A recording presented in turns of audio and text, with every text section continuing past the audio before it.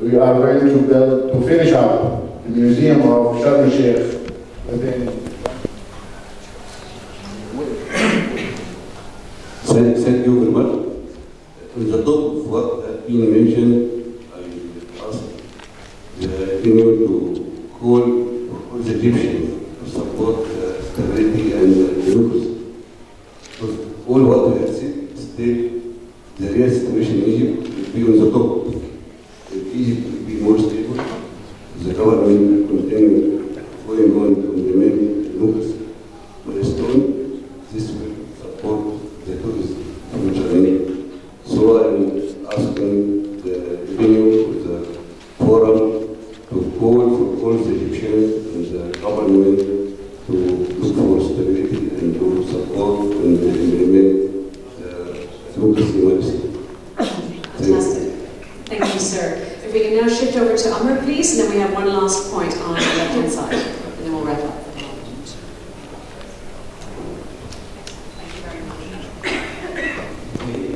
And link it with the perceptions, to be very clear.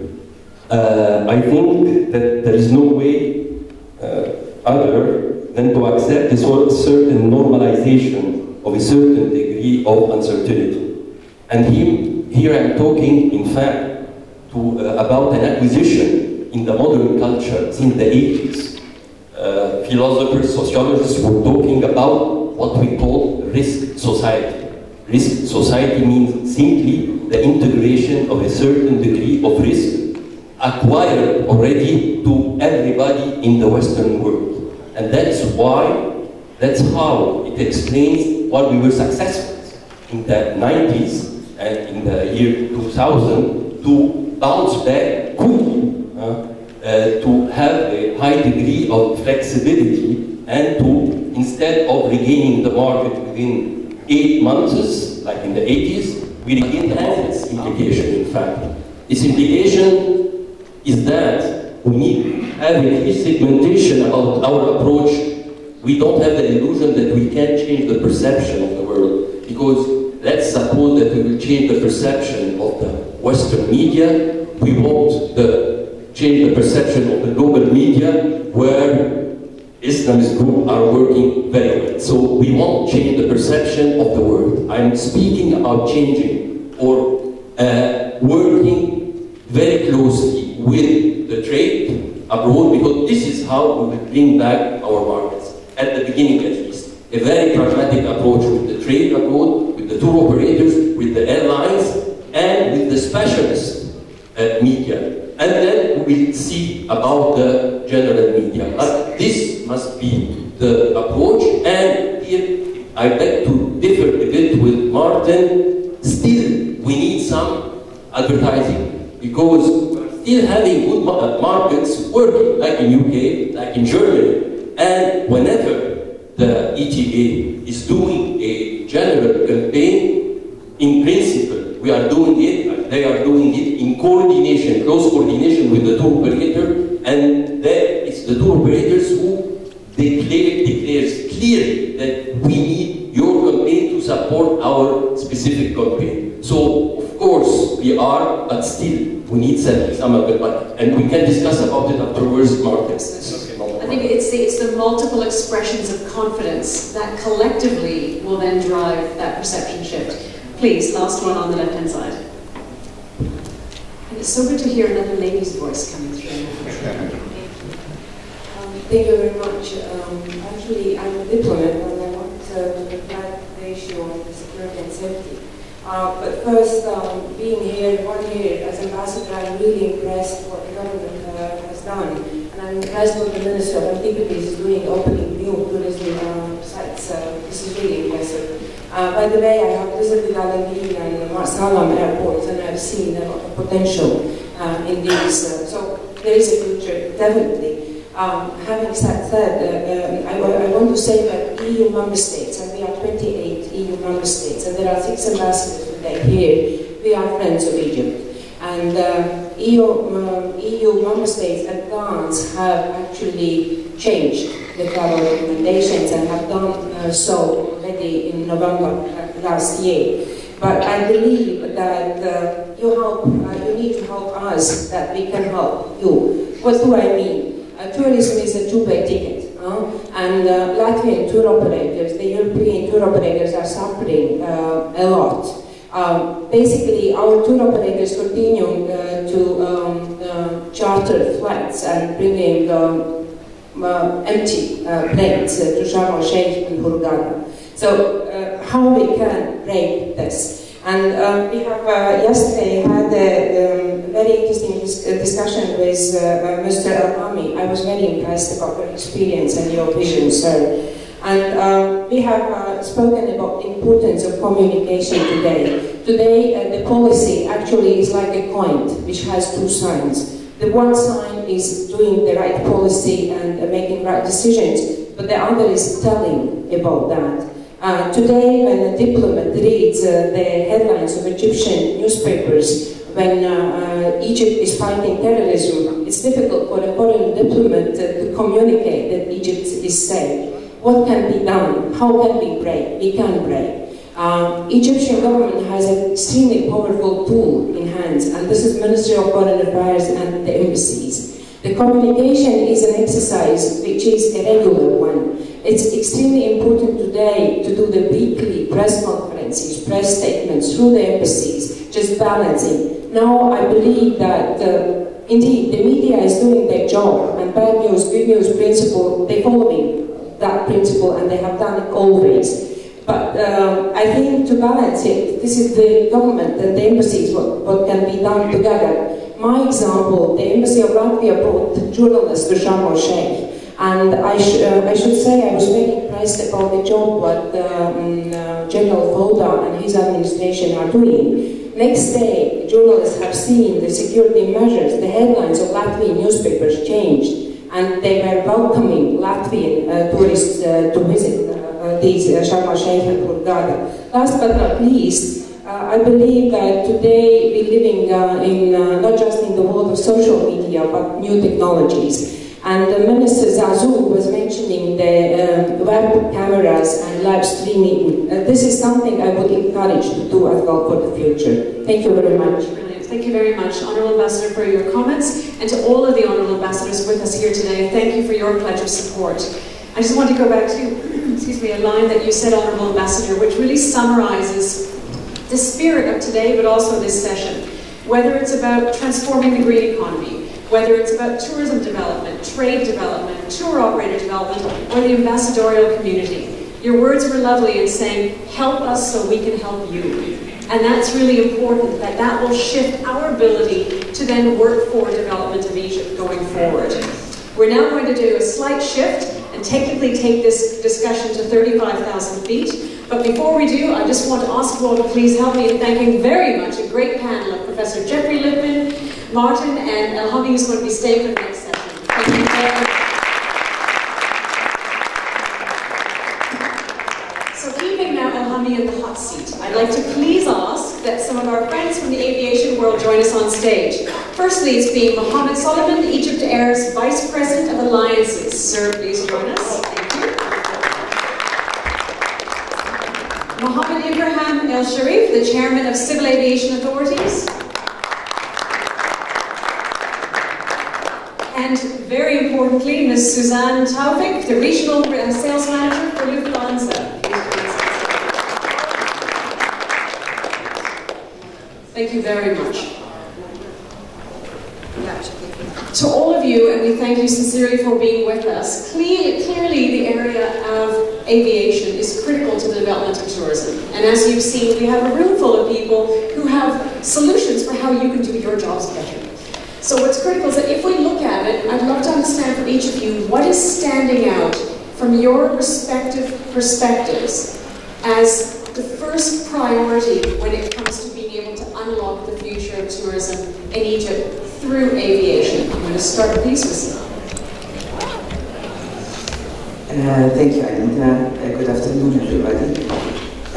I would like to share the Lufthansa views on open skies and in the area of aviation. Lufthansa was one of the first who agreed to open skies and did that many years ago. And when the open skies between Europe and the States were open, and in 2007, Lufthansa was the first one also to get shares in JetBlue in order to open the skies for aviation. We believe that this is a very good thing. We believe that competition makes the brand more stronger, and if an airline have a healthy competition with other airlines, this is for the good of the industry and for the good of the passengers. And I see that Egypt now, on the other side, being an Egyptian, I would say this is one of the major important things that we need to do also for Egypt, because we need tourism, we need people to come in, and we need the help of the civil aviation in Egypt here to do that, and we need more frequencies, otherwise we will not get the tourists that we want. And from Lufthansa's side, we believe Egypt is a very strategic market for us, and will always be there, and will always support Egypt. We didn't reduce our flights, it's only the aircraft was changed. We believe that Egypt will be again one of the top destinations. Thank you. And it links to the comment that Martin made equally about the travel trade, that Egypt has a strategic role to play beyond Egypt, and it's making sure that we recognize and leverage that. You've made my life very easy. I'm going to ask Mohammed to answer the next question, and you can determine which of the two you wish to have answered. So, please go ahead. Well, if I may add to what Saddam has said, if we take an example, I might not agree 100% with you, but if we take as an example the volume of traffic between Germany and Egypt, and look at the volume of traffic, regulated traffic, carried by both Lufthansa and Egypt, so that will not exceed 25% of the whole traffic between the two countries. The 75% are passengers, which enjoyed non-stop flights from several German destinations to Luxor, Aswan, Hurghada, and Sharm el-Sheikh. So I do not see in this specific market any kind of regulations limiting traffic between both countries. If we take Egypt as an example, I link this to what Martin has said in the previous panel about putting or making Egypt a target for those airlines who are buying dozens or hundreds of aircraft and open the market for them. Well, actually they are not limited by anybody or hindered by any authority to operate as much as they like to tourist destinations. I'm not saying this because I'm working for Egypt Air, but the effect of Egypt Air is very limited. Egypt Air does not have a 2% market share from the traffic of passengers flying to Luxor and Hurghada from the non-stop flights. On the contrary, Egypt Air is supporting those markets where nobody is operating a single flight to the Egyptian market. Opening test flight has started in the States in 1978. Congress endorsed this legislation. When did Europe copy the American example? We all remember the famous jurisdiction and the famous European Court of Justice decision to accept an English carrier to operate from Germany in 1996. So it took almost 20 years to copy the American model to the European model. So I believe that the effect of Egypt Air in hindering or making an obstacle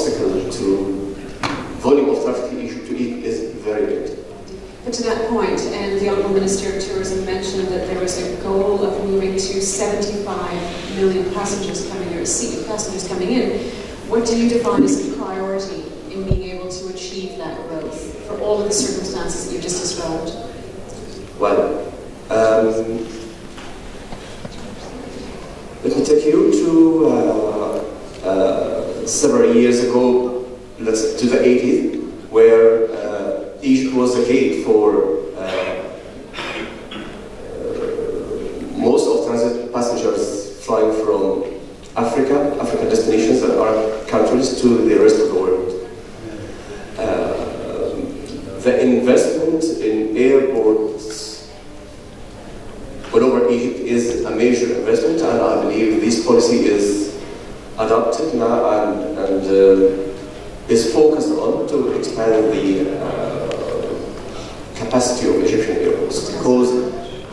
Because we just delayed the investment in Egyptian airports, some other neighbors are now building huge hubs, or have succeeded in building huge hubs without having that density of population in it, or having those neighbor countries who can feed that hub. Absolutely. I believe this is a major and a very important, essential investment for our country and for the volume of traffic passing through Canada. So it links to what Suzanne was saying, that we need to fuel the open skies principle by allowing competition to help the entire destination grow. I totally agree. But then supporting it with the appropriate infrastructure to make sure that we can indeed service that domestically, as well as bringing in through the primary doorway of the main. Not only in airports, but also in roads within our countries, hotels, to meet that capacity, and all necessary infrastructure to build a flourishing tourism in our country. Perfect, wonderful, thank you very much. Mohammed, please, from your perspective. Thank you.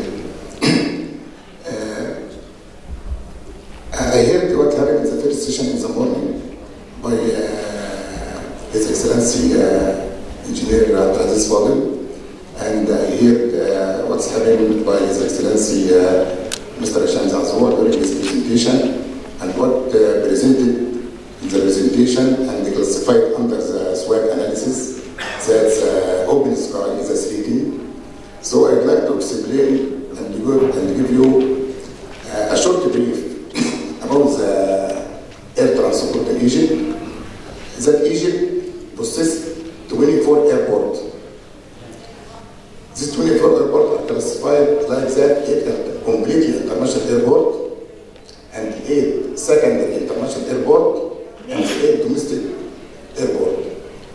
So, if we say that there is no open sky in Egypt, now we are speaking about open sky for the country or open sky for the Cairo International Airport. If we speak about open sky to Egypt, we have to explain. If we speak about the Cairo International Airport especially, this reading is right. If we speak about the country for 24 airport, this reading is not right. I will go a short brief about history. The United States, when they changed the operation from point to point to be a hub and point connections, they start as the first step of liberalization. That first step is deregulation. The deregulation come at 1978 and will be completely adopted and implemented during the 90s. After that, the Europe did the same. Start with the legislation in the parliament at 1993. It takes 7 years or 6 years for implementation. Why 6 years? These 6 years to be prepared for the implementation. For example, about the currency, what happened in currency, what happened in border for the visa. So the moving of the people, you have to facilitate the moving of the people, of the passenger. You have to facilitate the visa, you have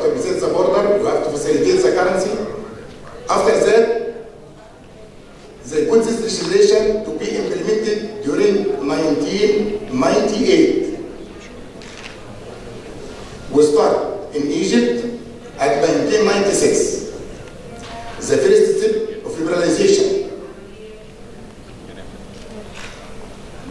This first step of liberalization, we have many models of operation, charter model, and the schedule model, and the low-cost carrier model. When we start to facilitate for the charter model, we was facing many problems in the infrastructures for the airport. So we start to put a vision for civil aviation. The Minister of Civil Aviation put a vision during the next years that to have to upgrade the airport first, to upgrade the airline. Till now, we come around 90% of this upgrading, but we start the liberalization, the first step at 1996. Forgive me for interrupting, Officer, just a quick second, because the way you're explaining it is explaining exactly as you say, how long it takes to make things happen. And I know that there's a gentleman in the front row who's guiding tourism who is extremely impatient and cannot afford to wait. It's bridging that gap that's very critical, and that's why if you look at your own frustration and how long things take, how can we shift the speed so that the surge in demand that we're hoping for can indeed be fulfilled from an aviation perspective? What do you define as a priority to really take the new Egypt into a faster, more effective mode of air transport development? So now if we concentrate about the Cairo International Airport, the Cairo International Airport faces many issues. For example, the terminals, the land side, the air side, all these issues, and the infrastructure for the Cairo International Airport. And in our vision, for all these issues to be completed, it will be not less than 2 years from now. Now the Terminal 2 already finished Terminal 3, and Terminal 2 it takes around 1 year and a half, and the air side, and the land side, and the infrastructure. That's the philosophy of the air transport. It's not point to point. It will be door to door. The next days, the traveler start not end at the airport. The airport will be connected by the ground transportation, the railways, the high-speed train, as happened in Europe and the United States. It will be arrive to the destination he wants, not to arrive to the airport. So now, the infrastructure, it takes some time. The underground will be connected to the airport, the Cairo International Airport. But if you concentrate that the open sky is the Cairo International Airport only, it's not true. The open sky is the open sky for Egypt. And we already open 23 airports for operation. For the charter flight, for the scheduled flight, no restriction about the type of the airplane, no restriction about the seats, no restriction about the frequency. It's open completely for operation. This is the first step, and the biggest step happened from the Minister of Civil Aviation for liberalization. What I'm enjoying about what you're saying, Mohammed, is that you're actually saying, don't think open skies, think open traveler experience. That's the fundamental shift that needs to take place. It's not just about the airports. It's not just about dealing with land side and air side. It's looking at it much more holistically.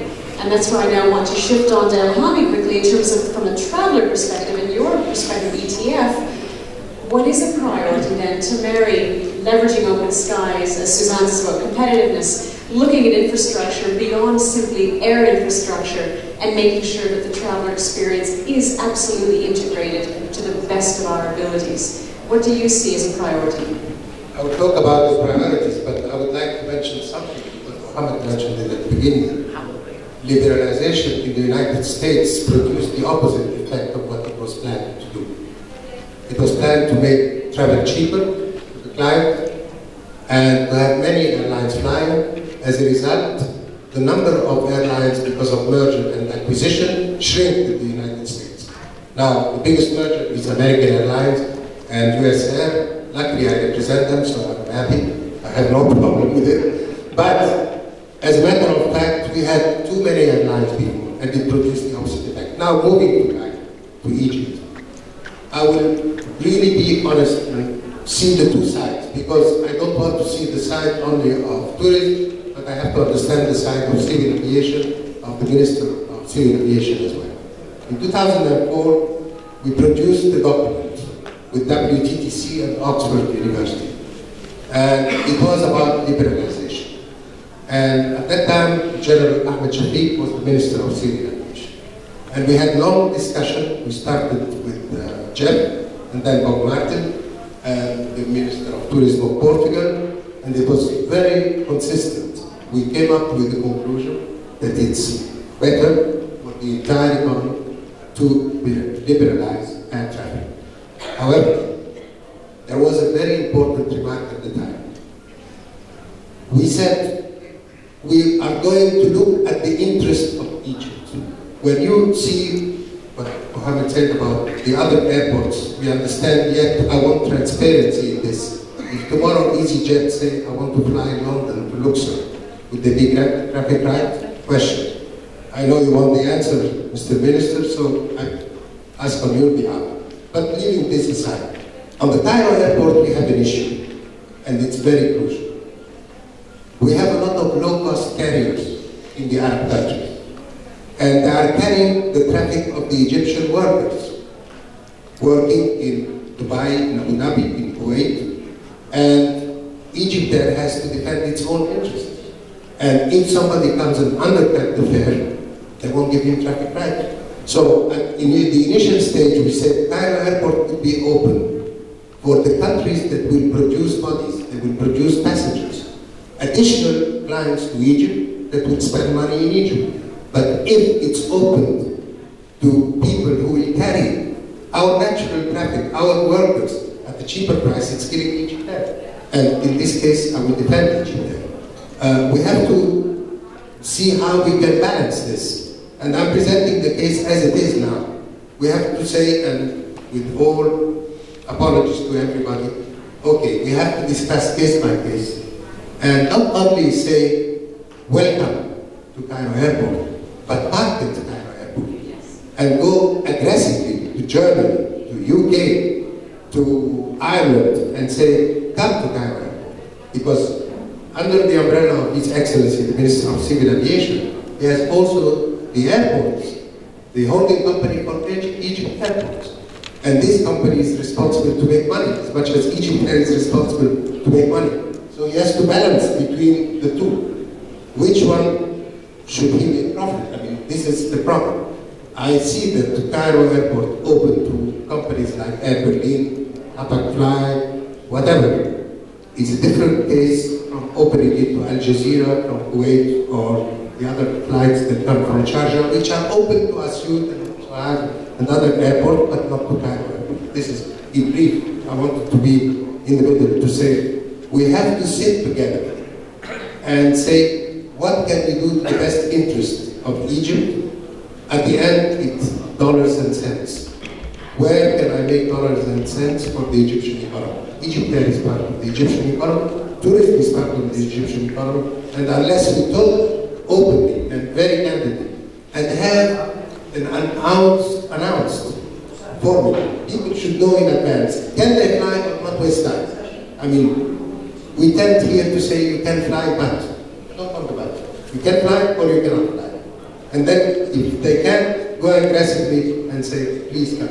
Absolutely. I hope you're feeling, sir, a very deep sense of appreciation, and I'm quite surprised by the understanding and the empathy that the tourism community has towards the lens through which you view the world. So I think that's lovely to hear. I saw Dr. Rifai's hand going up. Do you want to make a question or a comment, please? There was a mic. Can you get a microphone to the front row if possible? Okay, we have one good gentleman today who's really getting his exercise. Which one? Please, Dr. Rifai. Well, thank you so much, Anita. Thank everybody here. I see two trends in the panel.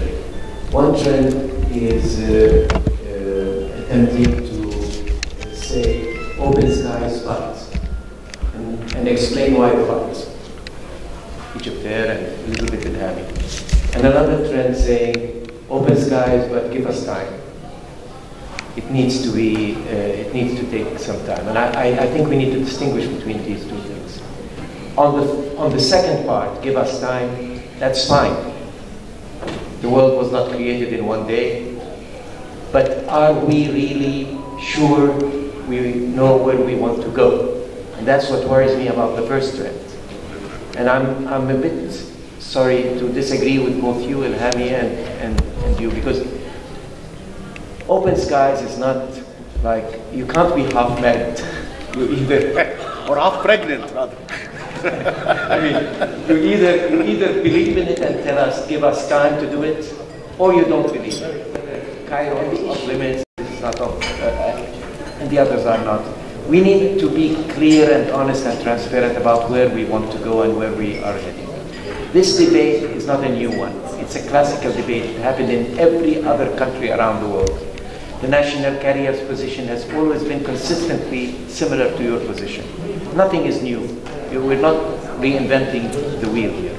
But eventually, experience in every country around the world has shown that unless we move as quickly as possible to open skies, fully, completely, without any buts and howevers, as Ilhami said, then we are simply wasting time. Because it's going to happen whether we like it or not. This is the trend and this is where the world is heading.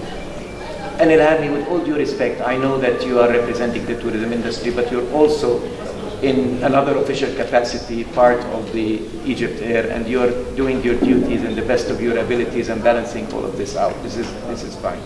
But I don't accept the argument that if you put Cairo Airport within that basket, then the low-cost carriers of the Gulf states would start undercutting. Well, what prevents Egypt Air from creating its own low-cost carrier and competing with them? And it has happened all over the world. National carriers and low-cost carriers are two different spheres of operation. Unless you put the national carrier and the enterprise around it under serious competition, it would never shape up. I'm sorry to say this as blunt and as clear as it can be. We cannot really do this and this. This is not an issue of balancing at all. We need to hear from you. Are we heading in that direction or are we not? If we say, yes, we're heading in that direction, then we can sit down and say, okay, it will take 1 year, it will take 2 years, this year we'll do this, next year we'll do that. But what we're sensing, what I am sensing from here is a shaken sense of commitment and belief. There are too many buts and too many howevers, and it makes many of us at the international community, and I can only speak on the behalf of the international community, we feel uncomfortable about this. I don't speak only on the behalf of the tourism industry, by the way. We have a strategic agreement with ICAO, the International Civil Aviation Organization, which is the United Nations organization representing the airlines and representing the civil aviation. And their position is identical to ours. So we have an obligation to be clear, frank, and transparent about our commitment to open skies policies, with no buts and with no howevers. Thank you. Bravo! Bravo!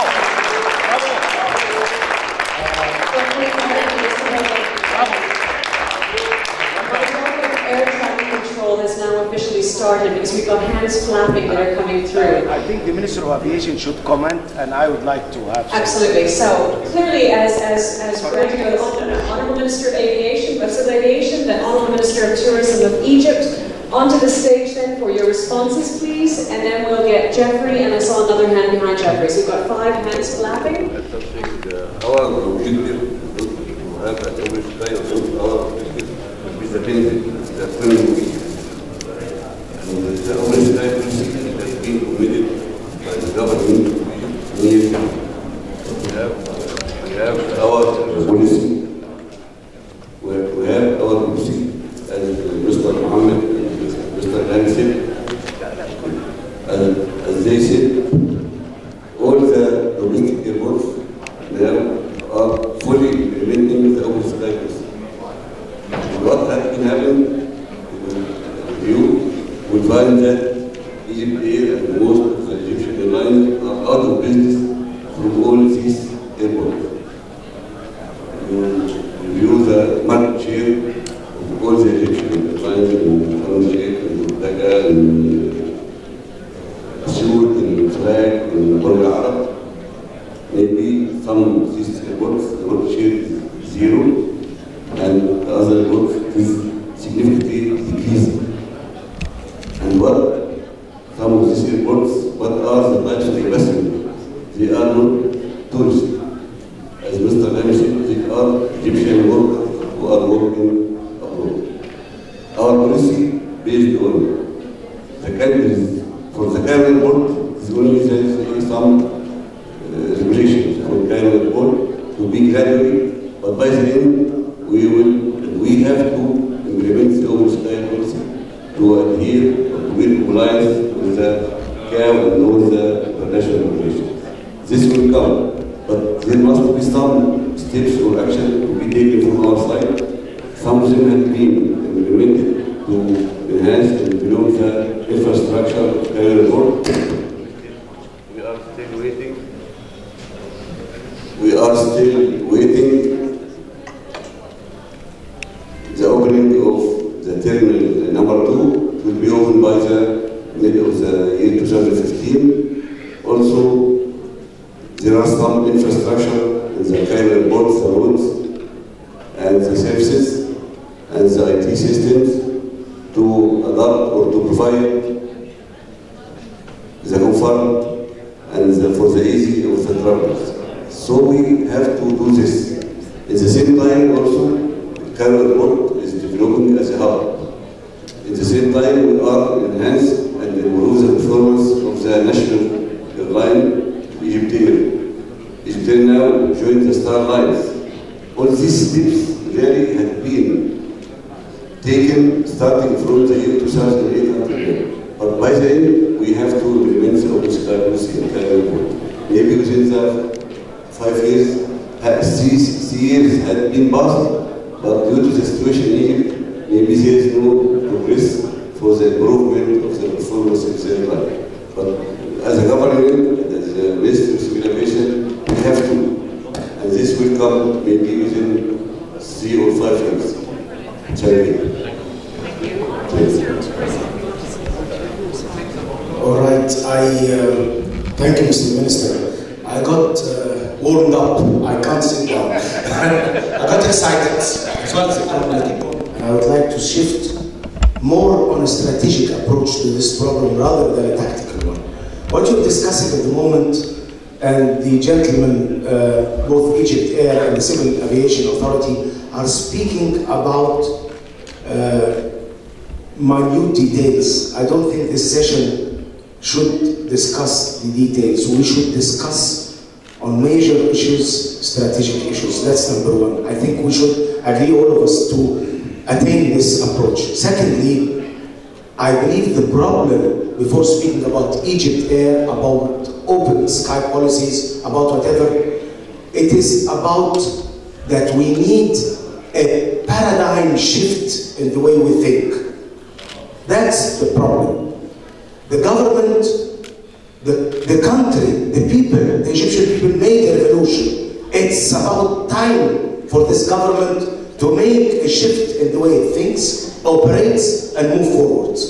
I cannot claim that I understand in the other spheres of this government, but I can speak very well about my domain, the tourism, and of course, airline as a direct relationship to that domain.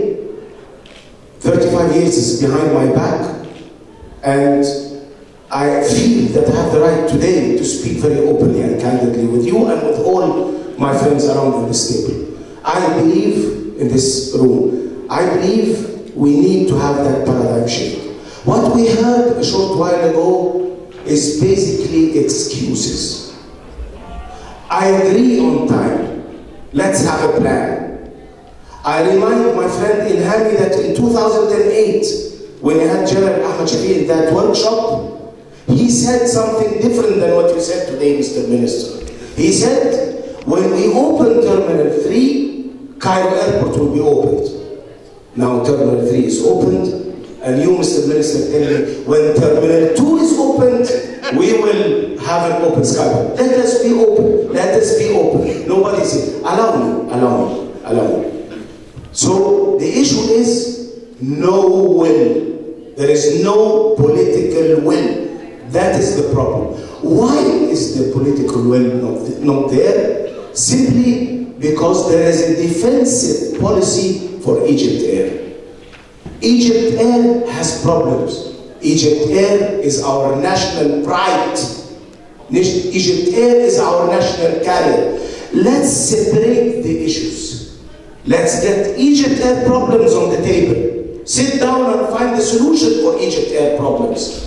Do not link Egypt Air problems to strategies of the economy of Egypt. You said it very rightly, sir. You said we're not implementing open door policies for the sake of open door policies. It is the sake for the Egyptian economy. So I go back to that statement and I tell you, let's separate the trees from the woods.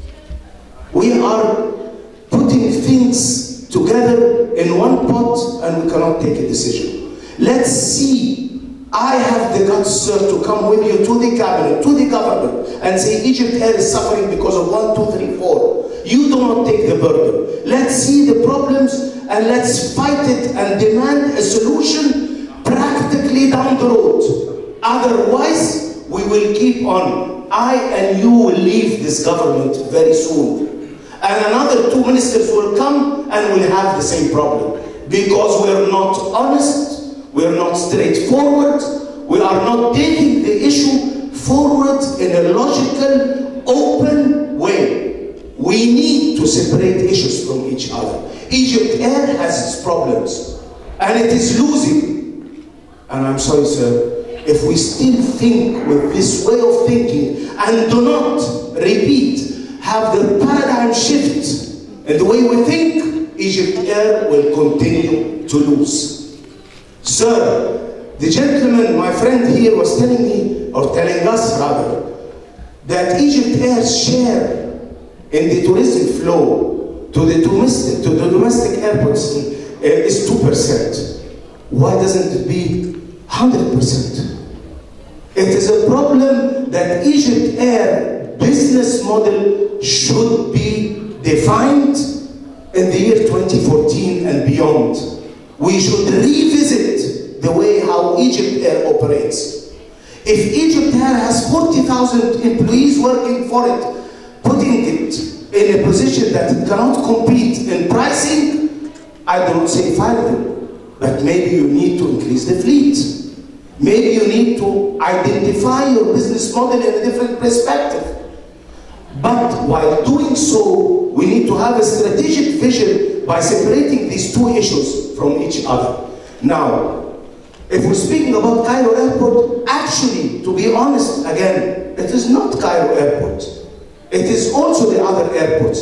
If we still have an implementation, old way of thinking of royalties, of which, thank you, sir, yesterday you have responded positively by lowering the royalties. I received the letter. The issue is, why should we have royalties? Please cancel it, because the world, Europe, which represents to us 73%, the 27 countries in the European Union is one big fat country. They do not deal with each other as separate countries. There is no such thing as seventh freedom to them. They have a business way of approaching the issues. If you have a Scandinavian air flagship, wants to operate out of Italy, carrying Italian passengers to Egypt. That policy deprived Egypt from getting that business. The country suffered, is still suffering, and will continue to suffer if we have that way of thinking and handling our problems.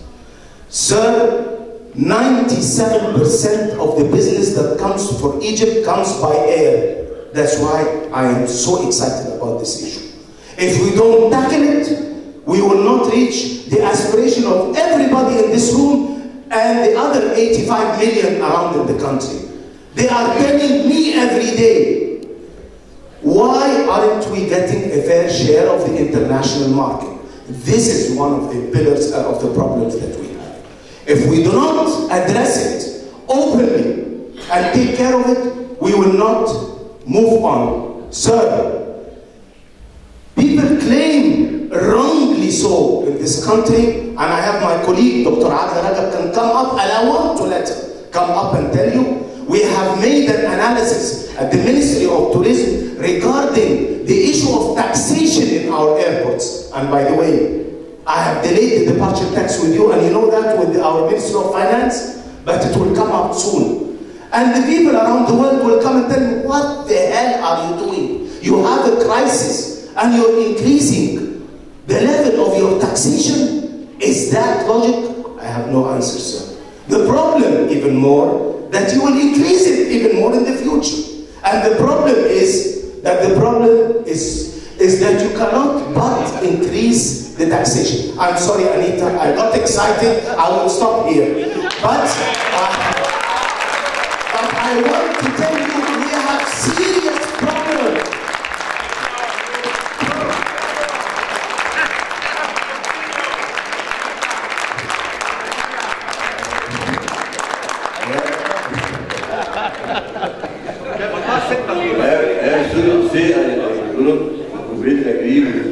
Nobody can compete with him.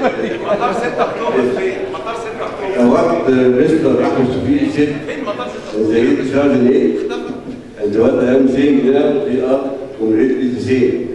Mr. Rahman said that we have to develop and improve the infrastructure of the airport. We have to develop and improve the performance of the flag carrier Egypt. So both ways have to go inconsistent together. If we will develop the airport without developing the national carrier will disappear. So there are many steps that have been taken.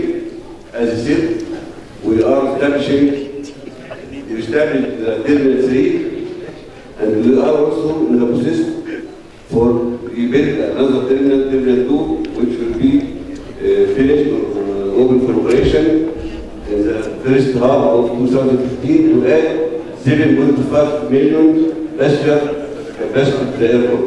This is one issue. The other issue is Egypt. And Egypt has been below for the last period of time. Now this is Star Alliance member. The number of fleet is increasing from 32 aircraft in the year 2004. Now this is 81 aircraft going to the modern aircraft. But what happened during the last 3 years, this abnormal situation, it was no plan. We have two revolutions in this short period of time, but the plan was that airport will be open sky. When we are looking for airport as open sky, we have to have a fair competition between Egypt Air and the carriers who are looking to operate open sky to Egypt. It is not fair to Egypt Air to compete with other airlines which are receiving subsidized fuel, subsidized price of aircraft. There is no landing fees, there is no parking fees. So we have to have a fair competition. As I said, all the domestic airports there are 100% open sky. Carrier airport, there are with some countries open sky, but we have to have an open sky with the countries which will export the tourists. No problem for us. You as a tourist, the Minister of Tourism, give us the names of countries which will export tourists. Not to come to have the Egyptians to be import the flight to other countries. provide us with the countries which will support tourist trade.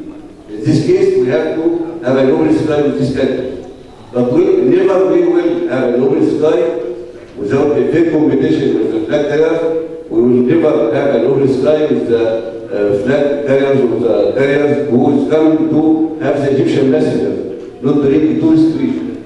And I think most of us agree with this, because tourists and aviation business, they are contributing to the Egyptian economy. And now the aviation business now bring to Egypt about 1.2% market share for the GDP of Egypt, provide 197 jobs, annual share about 15 or 16 billion Egyptian pounds. This comes from the aviation business.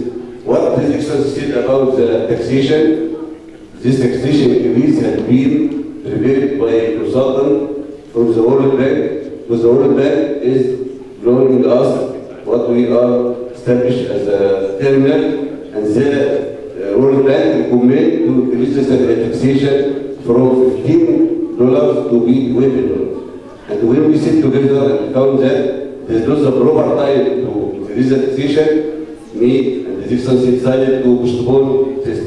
We are not, from our mind, decided to increase the taxation or to, and when His Excellency asked also to remove the reality for the same freedom without any thinking that being granted.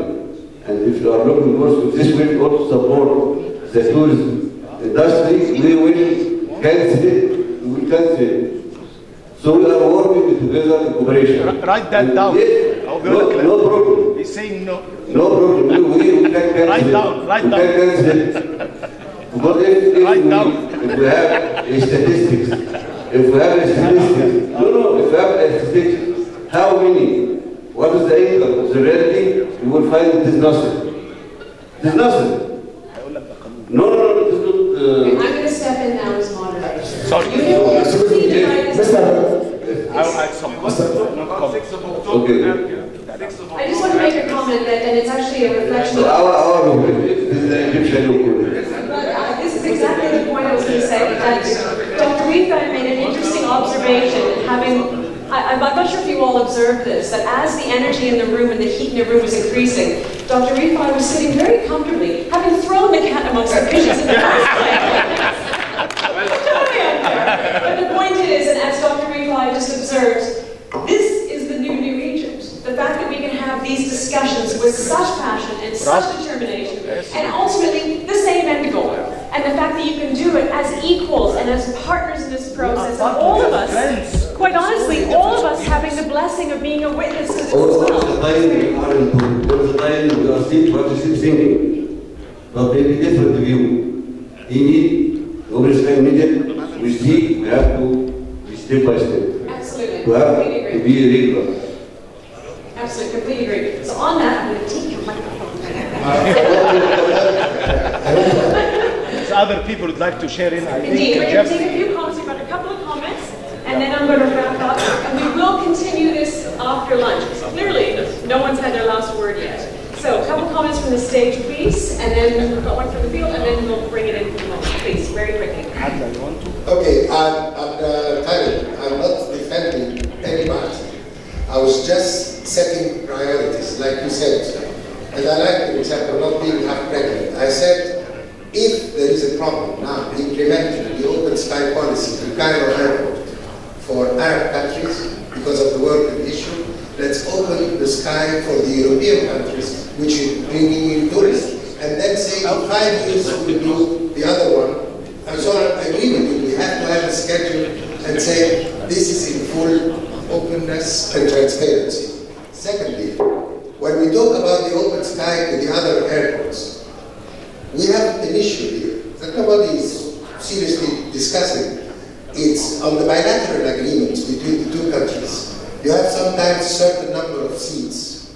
So if you want to increase or to start an operation for EasyJet's scheduled operation to Luxor, they will then British Airways deduct it from your seat allocation. This is a much more important issue. So opening, I mean, this is the fact. Unless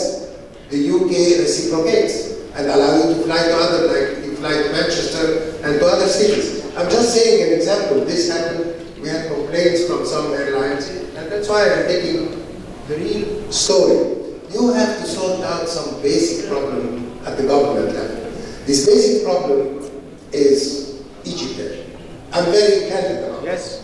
Do you want Egypt to survive? Or if not, Swiss, the name of Swiss disappeared. It's Lufthansa, the rich partner. You kept Swiss. Okay. Now, Austrian Airlines, the same. Sabina, the same. I mean, this is something you have to see on the government level. We are not part of the discussion. But what do we do? This is what we have to say. I'm not part of this discussion. But we have to have a schedule, and we have to be open about saying, this is what I do, but not come with an excuse. That's all what I'm saying. Completely agree. Yes. Honourable Member. Also, I would like to add how much we are flexible. Last week, we sit with the Emirates Civil Aviation Authority after the relation is improving, and there are many investment opportunities from the Emirates investors who come to Egypt, and many of the employees of Egypt to go to Iran to work. Both authorities sit together and decide to increase the number of passengers weekly with Dubai from 4,700 to be 5,300, and with above from 3,700 to be 4,200. So we are flexible to review again, to negotiate again the bilateral agreement, and to increase the number of passengers depending upon the benefit of Egypt, not benefit of Egypt. So when we will see there's the opportunity for the benefit of the Egyptian economy, we go forward, but it must be reviewed, it must be step by step. Absolutely. Completely agree. Please. Thank you, Anita. I would rather speak after His Excellency telling us we want to be more strategic. And I would prefer to be more practical. My name is Mohammed Rahman, coming from the aviation sector, so most probably I would defend the aviation sector points of view, but in a practical way. Do we think that Emirates, that has 21 flights a week to Japan and 100 flights to Sydney a week, has brought tourists to Sharm el-Sheikh, for example? Will Emirates operate to Sharm el-Sheikh one day? No. Because the bigger carriers, including Emirates and other airlines who are focusing on Cairo Airport only, they are investing for the sake of their hub, not for the sake of Egypt. So let us think, if the airports are open, all the airports, including Luxor and so on, no mega carrier will fly to these cities because they are not interested in bringing tourists, they are interested only in filling their hubs with passengers. This is one. The other thing, let us look at what's in Europe now. Is Europe totally free? Is the US totally open? No. If any airline wants to fly to the US, we said it's open sky, but then there's a lot of restrictions for airlines flying to the US, and all we know, the conflict between Canada, for example, and the Gulf carriers trying to increase frequency, and they respond by saying no, and it's an open sky. This is because we want to defend their interest, defend the country's interest. The second thing is that Cairo Airport is the focus. Why? Because Cairo, if it's open, we have 800 aircraft orders from the 3 mega carriers that will be delivered in the next 10 years. All of them are wide body, and they will suck the traffic from Cairo out to other hubs like Doha, like Abu Dhabi, like Dubai, and then try to make them travel to other destinations. And this is why the great push is in Cairo to be open. The last issue is that we don't want the national carrier, if it's Egypt or not Egypt, we don't want the national carrier to disappear. Why? Because this is the one that we depend on the line of prices. If there is no national carrier, who will fly the Egyptians fleeing from Libya after the war? We transported 40,000 Egyptians out of Libya in 1 week. So we want to keep a national carrier, we want to keep the sovereignty of the state. If it's Egypt or not Egypt, I'm not biased to that. But we have to make sure that opening Cairo Airport, if it's bringing in tourists, yes, we will do. If it's sucking out traffic, we we have to be careful about that. Absolutely. Quick comment from Jeffrey Limerick. Yeah, I think I'm glad that you made this comment before I spoke, because I was only going to speak because everything has been said. So I was only going to speak, and Taleb too, I was only going to speak on the timing issue. But now I want to speak on the substantive issue. Everything that you said is right, but that argument has been rehearsed and repeated in every debate over the past 40 years, and I can say with some authority because I sat in the middle of American deregulation and European liberalization. I was actually the point person for IATA on both of those issues. And we made the same arguments that you made, and with respect, we were not right. History has shown that in the end, you can only defend a national carrier for so long, and the national carrier has got to have just enough time that it can adjust to play the game. And if this was, you have a challenge. This isn't such a simple argument, because you have the challenge of the evolving geopolitical and national situation against it, and you have this uncertainty that we discussed right at the beginning. But I want to make one point on this, and it's really important. The time that we had to do first American deregulation and then European deregulation, and yes, it was 10 years and then another 7 or 8 years, it was a time in a different era. The measure of time is not the same now. The measure of time is much more concentrated. And the competition from the other areas is very intense. And the challenge, I think, is to turn that competition from the Gulf into a regional competition in which you share in the game. That's a different negotiation. Egypt can be a part of a different global structure, but not if you're trying to simply protect the framework of Egypt. It will have to adjust to be like the new Swiss, the new SM Brussels. Yes, there is no Swiss Air as I knew it and worked with it, but there is a Swiss. And it does have much of the same structure. And it's that evolution that we're talking about. And that time is very, very, very, very narrow, and it's narrowing. Great, thank you very much. And still the microphone's back, we'll just get some feedback on that. Jeffrey, you've raised some very important points, and you've also planted a seed about the fact that the aviation issue and challenge is far greater than one session. And this very much deserves further dialogue, further debate, offline from this session, but moving it forward.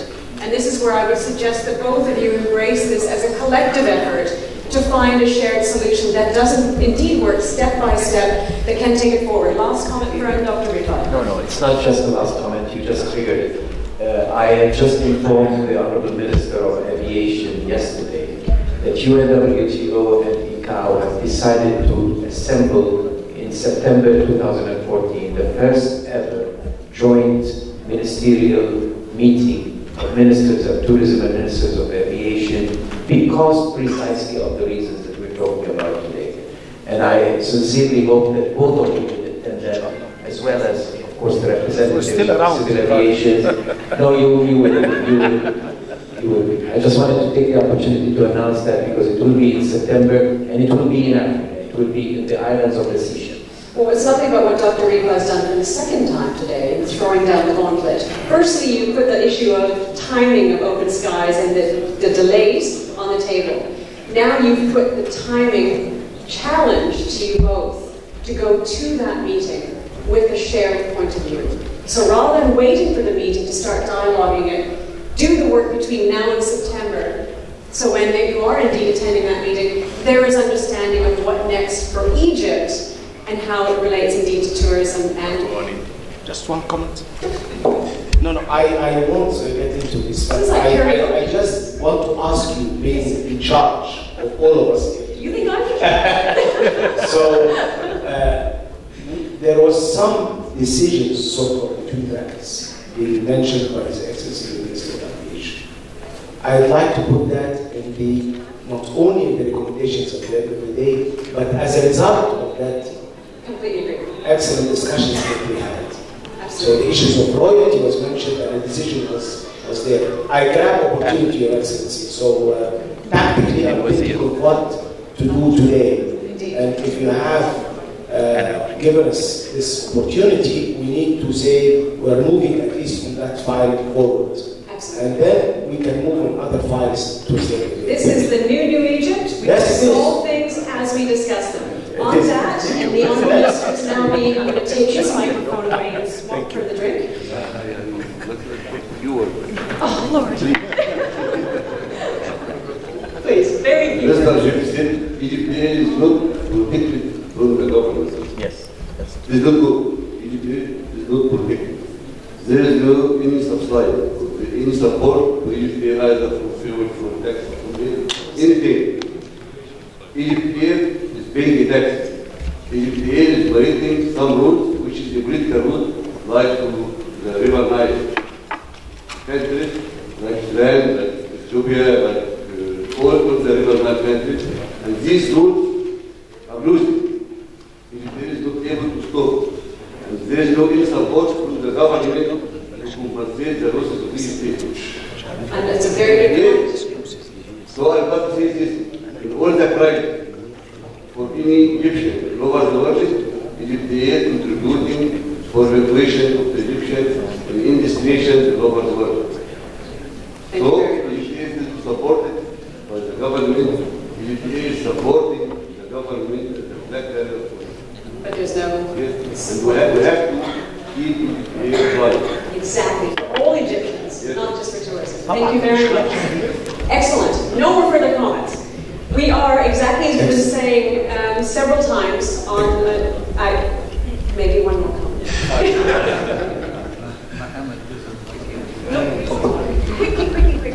Quickly.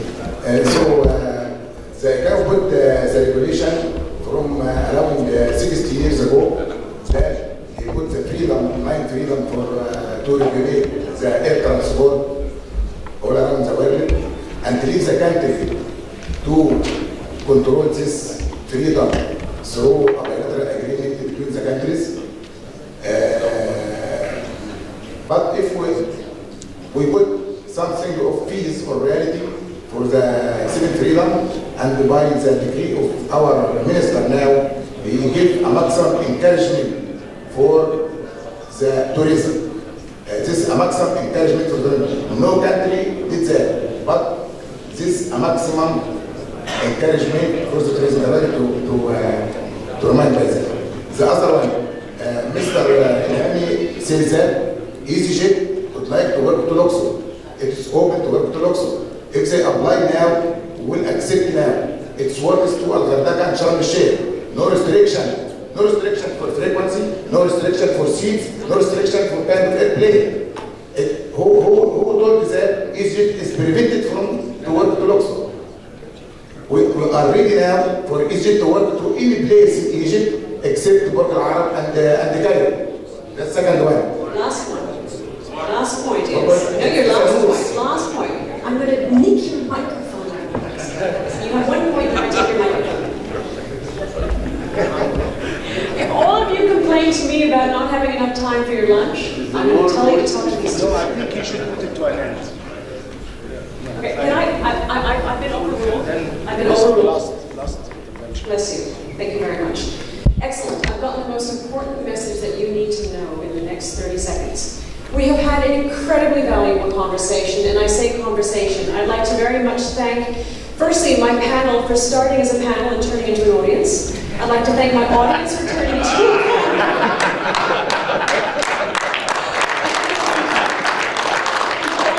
We will continue to build on this after lunch. We just need to bring the temperature down in the room a little bit and bring some focus back. I have been told that lunch is in the main restaurant, level B. All of you, please, I need you back here at 2:30. 2:30 p.m. sharp. We are kicking off. For anyone who is late, I'm banning you from the microphone. 2:30. And for anyone who lost a gold ring in the ladies' washroom, I'm presuming I'm talking only to the women in the room. But if you did, please let me know. We have found it and we have a lovely ring. Don't you think so? Enjoy your lunch. I look forward to seeing you back here too.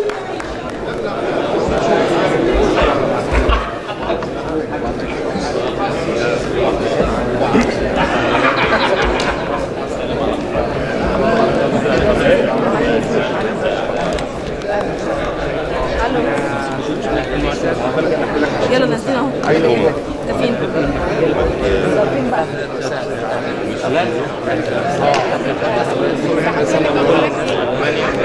فكان الرد قالوا ان احنا لو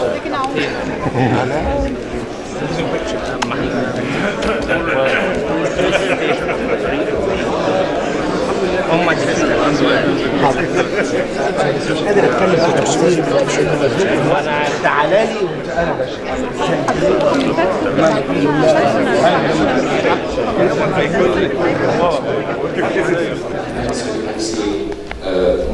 a lot of markets that are supporting our country, and it proves that we are a solid destination and the demand will always be there.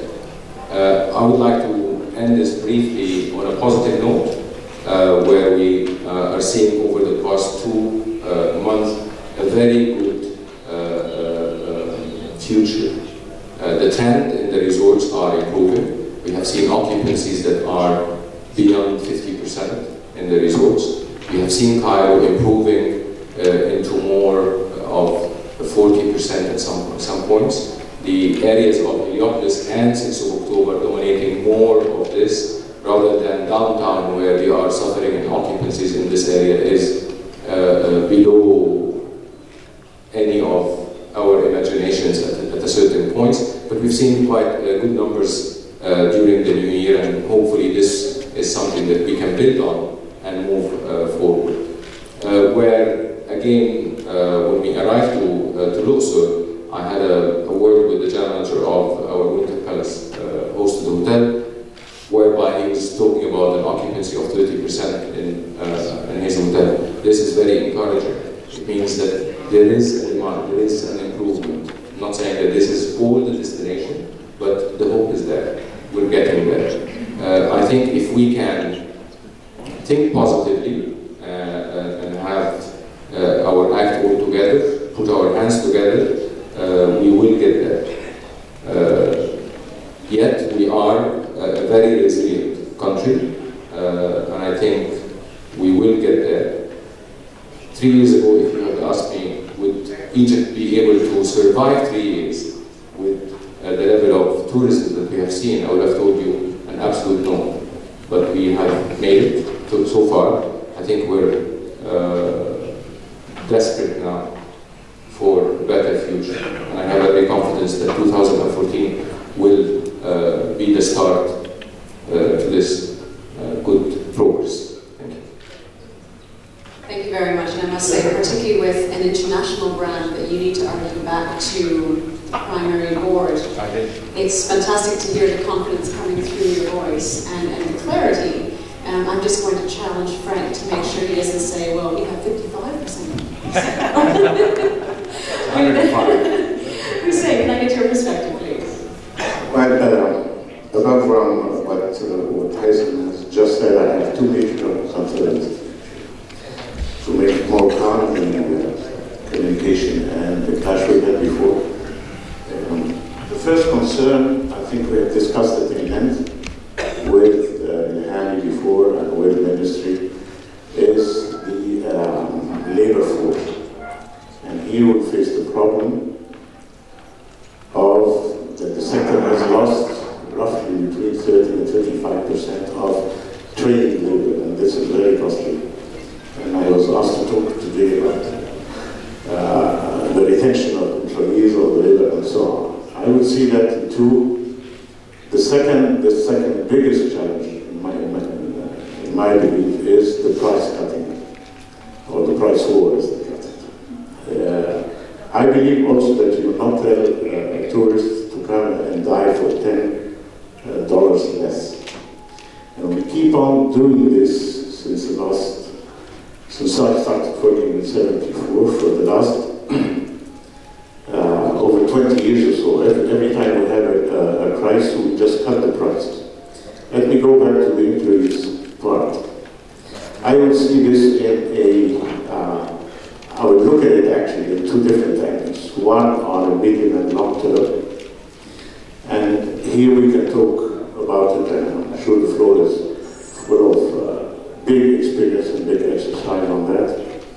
About recruiting, induction, how to select, take care and choose well your managers and so on. We can speak a lot about that. The second angle is, what do we do now? We have that labor force. We have lost those people, and how to get them back. We have something that we have to face, again, Mr. Minister, with the government. For the last 3 years, owners have supported their units or their hotels, which is not the case anymore. And frankly, we have lost this stuff. And in Masr al-Arab, you can forget all the theory now. رديني ولا تعشيني رديني ولا رديني ده مش المثل رديني ولا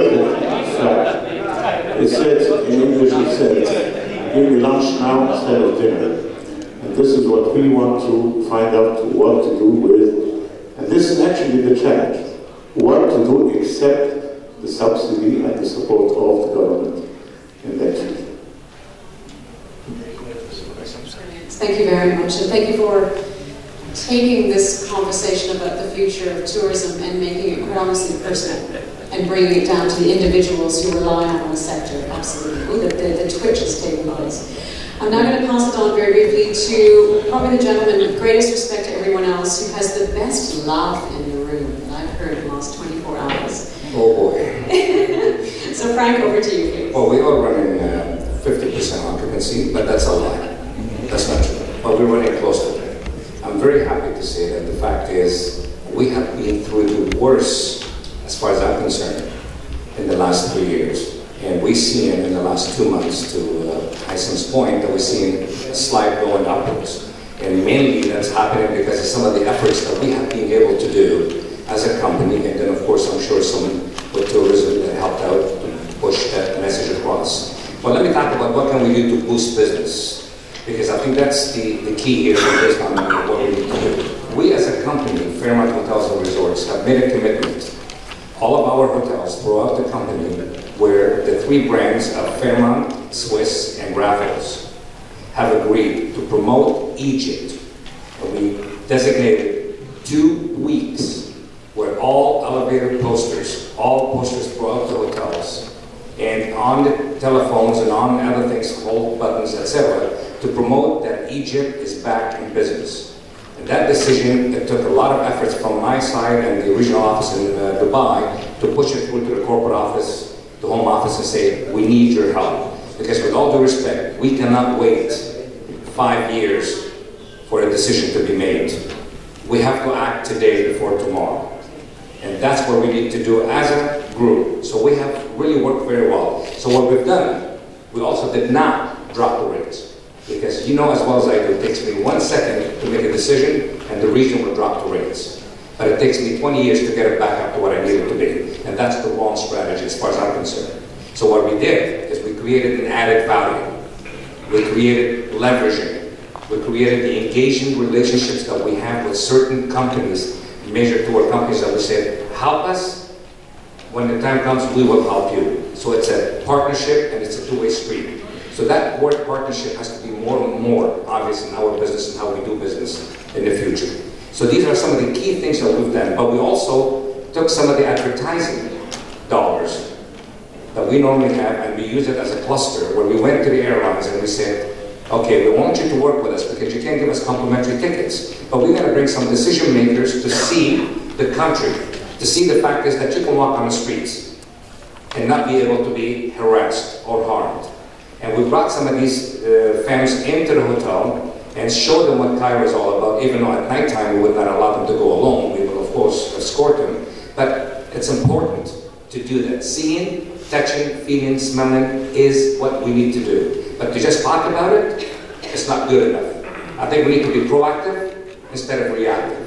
And I ask one thing, I request from the airline gentlemen that are here.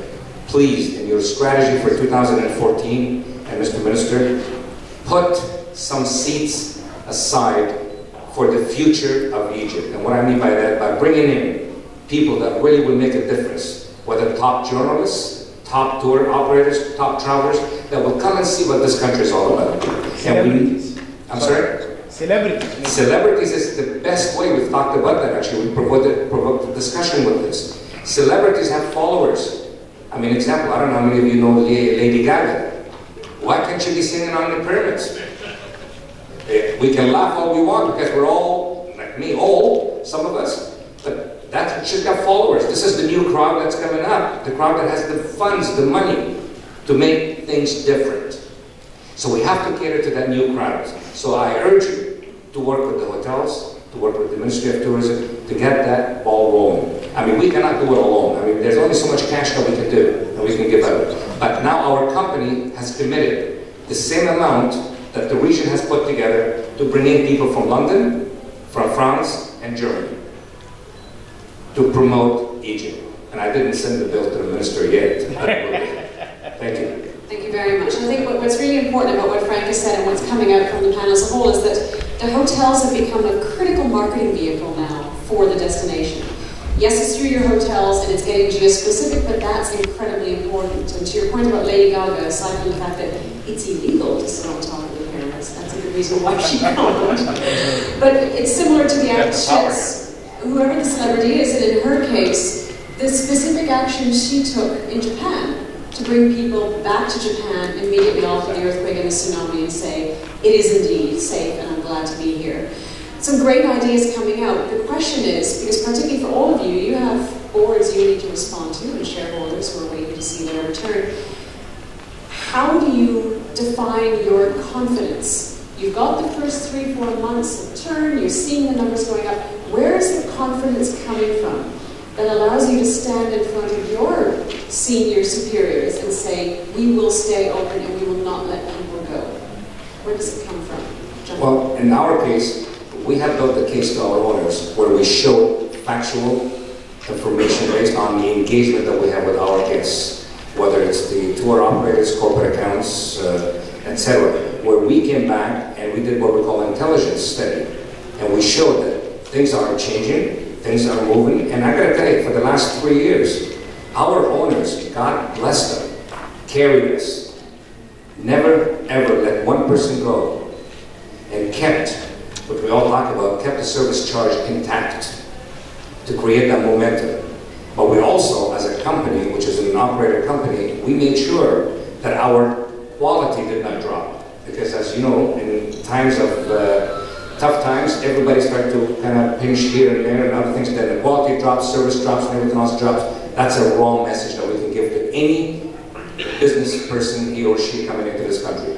We need to maintain that. And confidence is the fact is that you don't give up, you continue going. And the minute you give up, might as well close the doors. And the example you're giving to support that confidence are, and these are the practical things you can do. Please. I think I would add more to what Frank said. We are operating in Egypt for over than 53 years now. As a Hilton International, I think we were the first hotel chain to operate in this part of the world. So we have seen the fruits out of this country so many years. And we have a commitment as a company towards Egypt. We have seen a lot of turbulence over the past years, and we always came back. So it is a very lucrative market to the company as an international arena. Not only the confidence in continuing in Egypt, but yet we are opening additional hotels. So we have opened another hotel in Alexandria. We're opening another one in the first quarter of this year. And this confidence is not only because of our history in the company. I think we have the right people to do the research and see the international arena towards Egypt. I think we are going into a very critical and very unique time in Egypt right now. And as we said in the last session, the fruits of the two revolutions that we have seen is a very healthy debate that we've seen in the last session. So I think we are on the right track. We are on the verge of seeing a total new is a confidant to the future. But again, I think one of the most important things is the obligation we have to the team members that we are working with. We have more than 10,000 team members in Egypt alone. This is a very great commitment. We cannot just let it go or let it down. So this is part of our commitment, part of our confidence as well that we gain out of these people. We see some expats are wanting to come back to Egypt. And this is very recent, unlike 2 years ago. These are where our confidence as a company is coming from. And I think we will build on that. Brilliant. Thank you. Hussein. I'd just like to add that consequently, I'm now sitting on the other part of the fence. We have chased the Hilton out and we have replaced it by this guy. So, despite that, we're still friends, you know.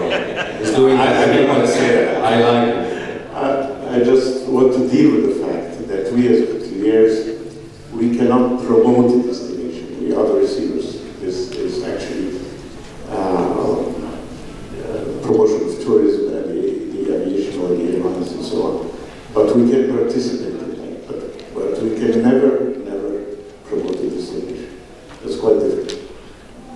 And you're doing it absolutely directly and indirectly through your vehicle. Because what I think is important, and I just want to do some cross-pollinating, for all of the marketing efforts that you are making for your properties to shift perceptions around Egypt as a destination choice. What learnings have you gone through that you can actually share to the greater tourism community around the issue of shaping perceptions? What are some of the insights that you can share to the wider marketing of the destination itself? Whoever would like to jump in. Well, let me jump in. First and foremost, the number one issue is the sense of security. It is lacking, the sense of security in the country, where everybody says that. And then, of course, what they see on TV doesn't help. Just to give you an example, my own family, on several occasions when we had some issues here in Cairo, called me and said, "Come home, Dad, we don't want you there anymore." And actually I was sitting in the coffee shop, everything was fine, thank you very much. What was going on wasn't far away from me. So reality and perception out there is that the country is falling apart, everything is on fire, buildings are falling. That's not the case at all. So we gotta change that perception. And how do we do that? Is by creating an awareness campaign ourselves by going direct contacts via the vehicles that we have, whether it's the internet, the social media, other things that we can do to showcase that Egypt is safe. Of course it's unstable, but then we can create stability as well. And I have a recommendation to the generals in the room, and I think some of them are left, but I'm going to say it anyway. I have one example. Each hotel has what we call the tourism police. To me, that doesn't make sense as a foreigner to have tourism police in a hotel, because the first thing the guest arrives and sees a policeman standing at the door, and by the thing they say, "Oh my God, is this hotel safe?" Yes, it is safe, but we don't need these gentlemen. Take them and put them on the streets. Create engagement with the people on the streets. Let them know that we are safe. Don't put them in hotels, because when push comes to shove, they really don't do anything. With all due respect to them, I'm not picking on the tourism police because they don't know what the role is. When there is trouble, they go and hide. We end up protecting them anyway. So take that side of it and help out in other areas. So I've said that to the minister, myself, that the tourism police need to be put on the street so we create that sense of security and safety. That's one example that I can give you on it. And it's the perception of guardianship, that you care about the visitors, so you are there proactively to make sure that they are indeed safe. I think from a different, sorry. We're going to have a relay between these two gentlemen. I think from a different perspective, I think we need to change the perception ourselves. We tend to get too much busy talking about politics and what's happening here, rather than focusing how to change the perception or how to change the image of Egypt with the international players. When we travel to the trade fairs and meet our partners there, they always ask, how is it there? So the media maybe is focusing on 1 kilometer in Egypt, whereby Egypt is 1 million kilometers. So this is our role today, is to change this perception, or to pass on a very positive message. Taken from what Frank said at the beginning, I think our role with the Tourist Authority and the Ministry to bring more of factors from the media, and not only the specialized media, but from the media in general, so they can see that they can still enjoy. We are here, we're all here today in Luxor Upper Region, and everybody is extremely enjoying the view and the beauty of this city. The same is in Sharm el-Sheikh, the same is in Hurghada, the same is in Cairo. I mean, Cairo, apart from maybe a very small area that is maybe a couple of streets or a couple of blocks, people can still enjoy it. So this is all what we need to pass on to the international arena. This is what we need to pass on to our partners. And by doing that, and by creating a series of events that could be covered internationally, this is how we will pass a very positive message whereby people will gain the confidence and we will change the perception. And this is why I still argue that your respective brands standing up and saying, we have confidence in Egypt, all of that feeds back. And they're still creating, but they're still creating new programs. I mean, internationally, our brand is creating new programs to push people to come to Egypt. And I do remember, and His Excellency the Minister will remember, that the day we have seen the second wave, the first week, our company president came and met with His Excellency the Minister and said, we as a company would like to help Egypt. And we're not talking here about Hilton. How can we be of help? We at your disposal. How can we help? And we start already creating new marketing program to push people to come back. Because the moment people will come to Egypt, we will be one of the choice. So it's a win-win situation. Indeed. And it's an echo of the comment that the Honourable Ambassador made this morning. Help us to help you. Absolutely. It's such an important element. Hussein. Now, I think Frank and Hazen have covered well this point. I just want to add one thing, that for the last couple of years, we've been working in scattered efforts. But I think now with the arrival of President Sham, and this has really started to be implemented, that we have joined efforts in creating that destination. And I want to thank you for that. Thank you very much on that. What I'd like to also now focus on is we've gone through the last 3 years. You found strategies and tactics to not just endure survival on the ground, but to get greater support at a senior level. What are your priorities now looking forward? You've seen the momentum coming through, you've got the support behind you, people are feeling relatively secure in their jobs.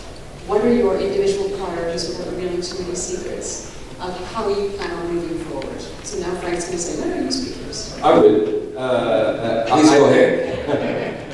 I think that one of the most important priorities to the hotels in particular are the team members. Because the team members are our key. And we need to see, and we need to take this opportunity of low occupancy to train our team members. So business is back, and the few businesses that are here, they need to see a shift in the service. This can only happen by retaining the right cadres, training them, by providing as well a career development. If every hotel chain or every individual local work closely with the resources that are available by the ministry, by the association, by the hotel association. We have a great team for training. This is the key to the future. Because once you start doing that, you're retaining the cadres, you're developing them, you're promising them, and you're putting them on a path whereby they know that tomorrow this is my future. So they have an interest. They are part of your stakeholders. Not only that, and this is probably on the short term, on the longer term, I think we need to think all together, how can we start this early? How can we implement the seed with the education? So we create a culture of tourism amongst the students in the schools and into the universities or the institutes. And this is very important.